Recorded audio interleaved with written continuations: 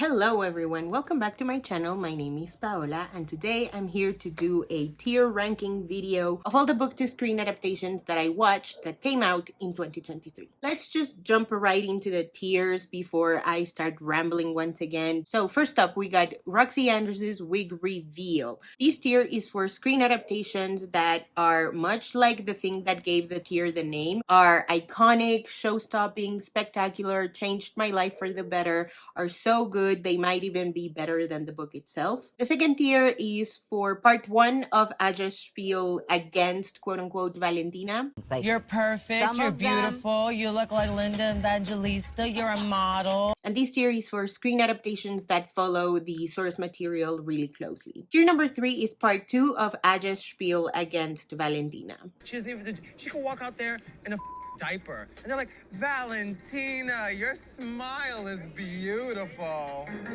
And this is for screen adaptations that you could totally skip the book of. They're either too different or just too good on their own that, like, I read the book, watched the adaptation, and I was like, oh, I could have done without the book. This is actually really, really fun, even without the book. Tier number 4 is Reading is What? Fundamental. And this is for adaptations that you should absolutely read the book. The adaptation might be clumsy, little wonky here and there, and you could do without the book, but I highly, highly suggest that you read the material first. And finally, tier number 5 is Mama, this is garbage. I loved Bob the Drag Queen hosting the pit stop. Just as a side note, I absolutely think they should come back and host. They are the best of the best. But anyway, this tier is self-explanatory. These screen adaptations are garbage, wasted my time. I wish I couldn't see them. All right, we're gonna rank these in order of the book publications. So first up, we got A Haunting in Venice. This was based on / inspired by Agatha Christie's 1969 novel called Halloween Party. It was really inspired by more than based on, because they changed a lot of things around. Most notably, the book kicks off after Joyce, a 13-year-old girl at a Halloween party, says that she witnessed a murder back when she was like 10 years old or something like that, but she didn't know that it was a murder at the time that it was happening. And then at the Halloween party, Joyce ends up dead, and that's how Hercule Poirot is involved. But the movie kicks off when Hercule Poirot is invited by his writer friend, played by Tina Fey, which was such a weird casting decision.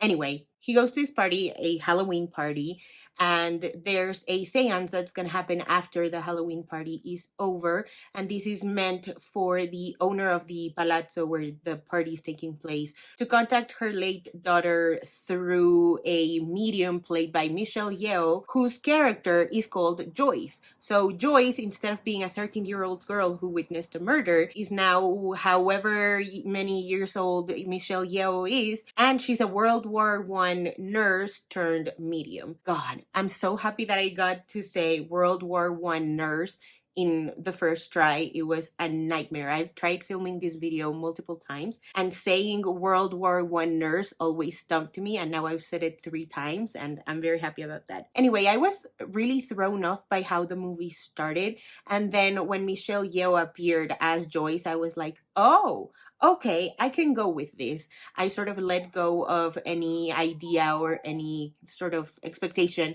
that I had regarding the movie following the book really closely. So it was really, really fun. I don't know if it's technically better than the book because it's so different, but it's so fun, super eerie, mysterious. It's really, really dark, but there's also a lot of humor to it. It kind of feels like The Haunted Mansion with Eddie Murphy, but a little darker. I don't know how to explain it, but it worked for me. And I will say that just because there were lots of changes, I'm gonna put this in, she could come out here in a fucking diaper and they'd be like, Valentina, your smile is beautiful. I'm just gonna call this a Valentina, your smile is beautiful. Are You There, God? It's Me, Margaret is a movie based on Judy Blume's novel of the same name that was published in 1970. This one follows Margaret, who moves from New York City to New Jersey, and she's dealing with the preteen angstiness of it all. So friendships, body changes, crushes, family, religion, a sense of belonging. It is such a full package novel.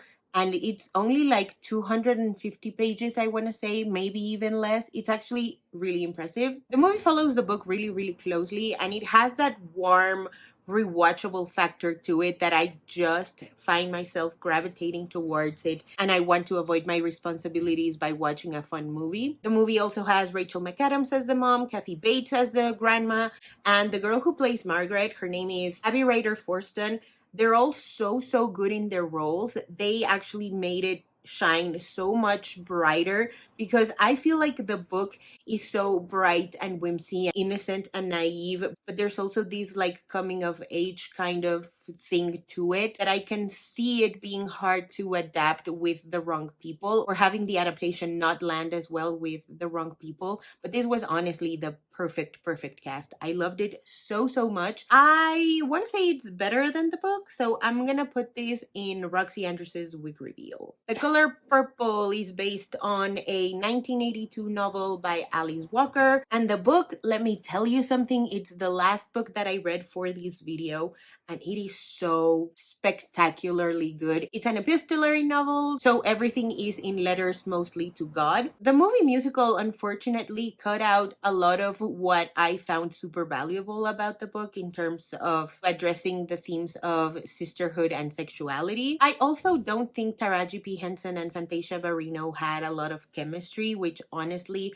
hurt my enjoyment of the film, and it should have been gayer. The book is gay, and the movie musical is barely gay. If you've read the book and you see the movie, I hope you understand what I'm saying, because the movie is kind of gay, but the book is super gay, and I needed the movie to be super gay, so what the hell. Anyway, this goes in Reading is What? Fundamental. Priscilla, directed by the one and only Sofia Coppola. It was based on Priscilla Beaulieu Presley's memoir that came out in 1985. First of all, this is a horror book. I don't care what anyone says, this is a horror book. Pardon the redundancy, but it's just so horrific reading this or listening to this, because I listened to it on audio. Priscilla Presley narrates it herself, and it's just so chilling the way that it is written, the way that she talks about Elvis's, I'm just gonna say it, abuse. The way that he just questioned if he was a junior or a senior was already a red flag to me, and she was actually ninth grade.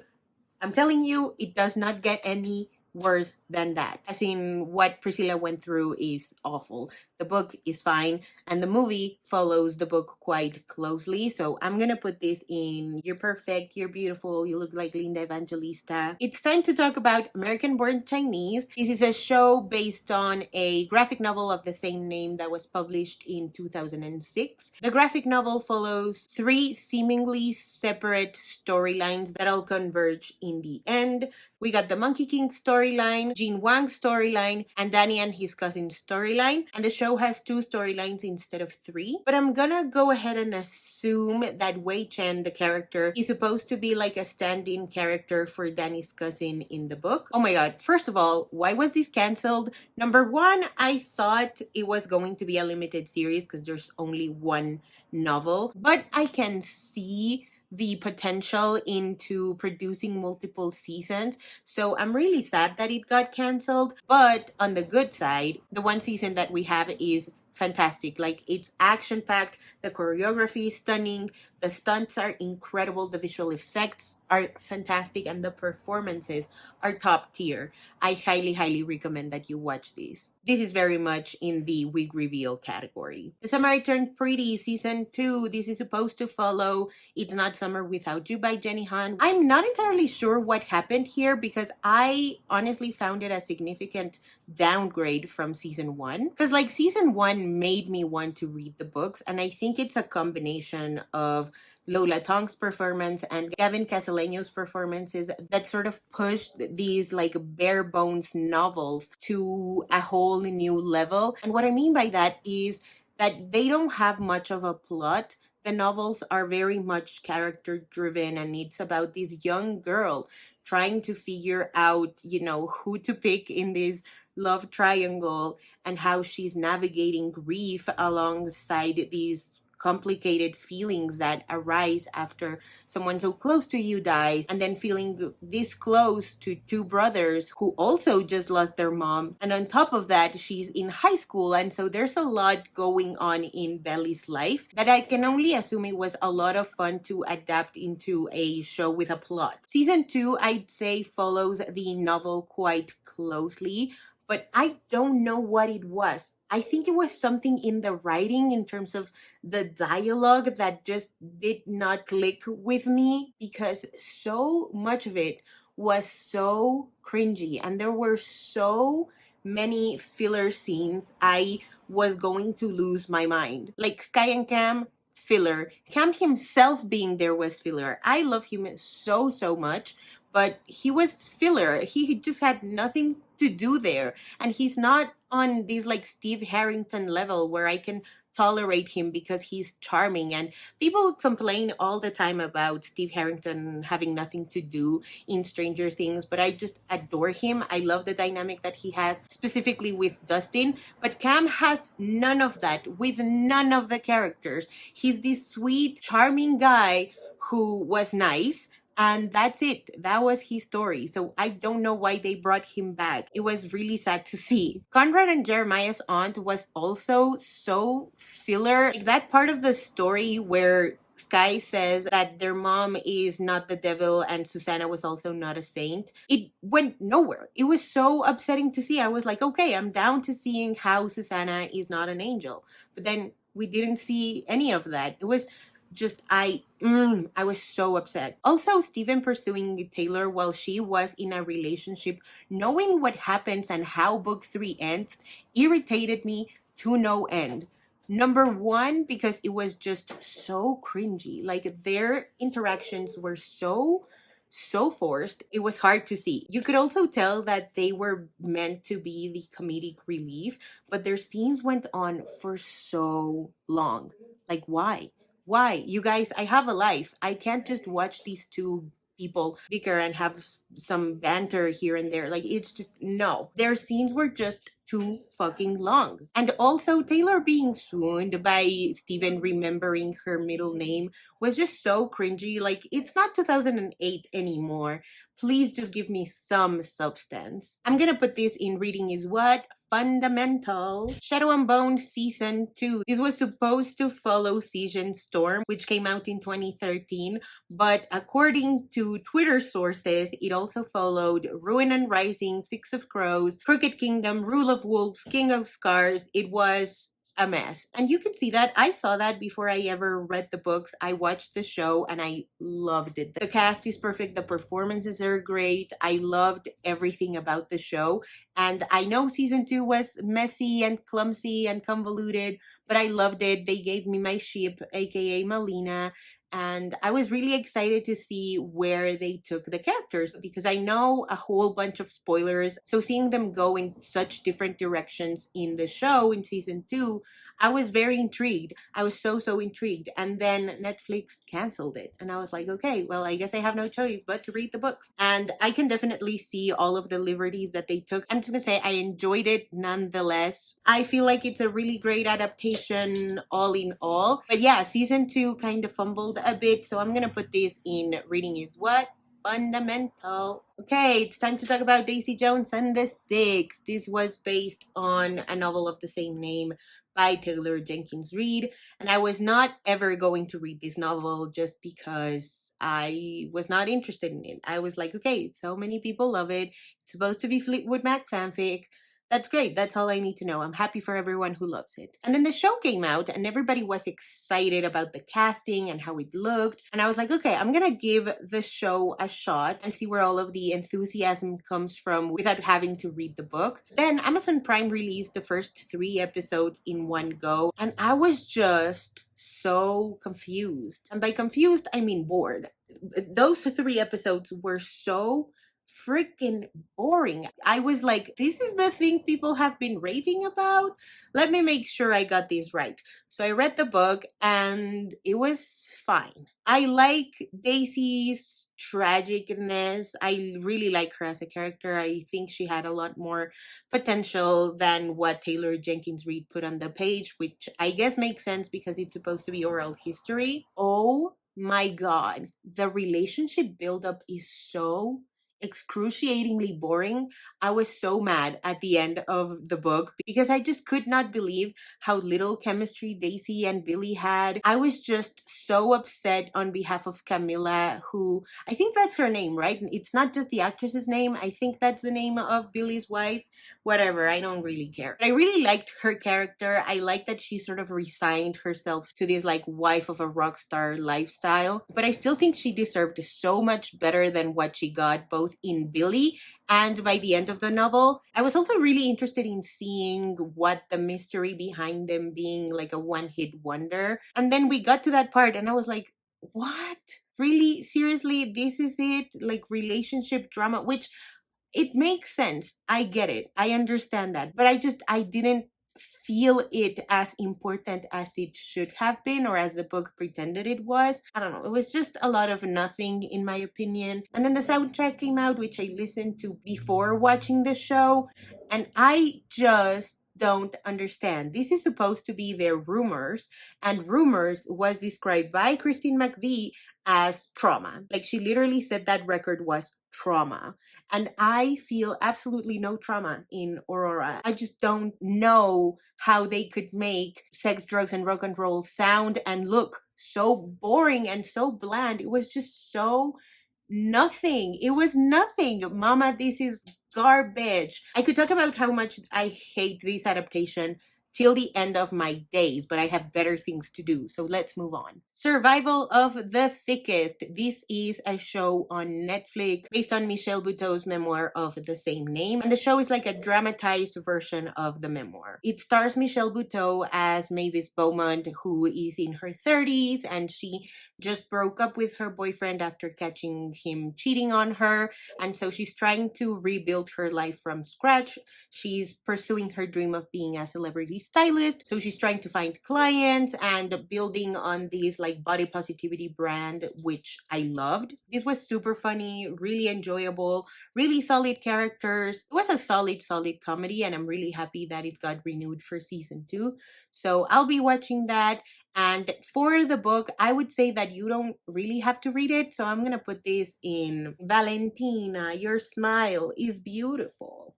I love saying that so much. I don't know why. Love in Taipei. This was based on Loveboat Taipei by Abigail Hin Wen. And the movie is a teen rom-com that tried way too hard to be like To All the Boys I Loved Before, whereas the book is just a lot more expansive. It's about Ever, whose parents sent her on this trip to Loveboat Taipei, and the goal is for her to learn a lot more about her culture. It touches on friendship, the diaspora experience, family, tradition, and typical teenage stuff like parties and sex and stuff like that. First of all, I just want to say that Ever is such a messy main character, and I love her so much for that. I was craving a messy YA main character, and I got that in Ever. I also got that in Sophie, who is the main character in the second novel, which I have not read, but I'm very excited to.